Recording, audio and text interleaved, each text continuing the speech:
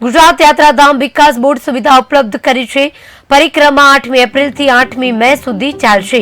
માં નર્મદા પરિક્રમાનો રૂટ યથાવત રહેશે।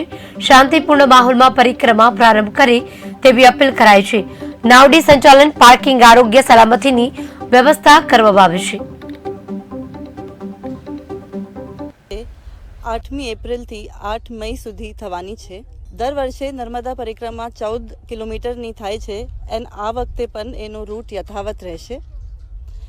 જિલ્લા તંત્રમાંથી બધી તૈયારીઓ કરવામાં આવી રહી છે અને આ બધી તૈયારીઓ જોવા માટે આજે આપણે માં નર્મદાના કાંઠે આવ્યા છે। પ્રવાસન વિભાગના સૌજન્યથી આ વખતે બહુ સરસ સુવિધાઓ પાડવામાં આવશે, જેમાં holding hanger, baby feeding room, health rooms, media room, administrative rooms, control rooms બધાની વ્યવસ્થા કરવામાં આવશે। આથી હું બધા ભાવિકોને અપીલ કરું છું કે આ વર્ષે નર્મદા પરિક્રમા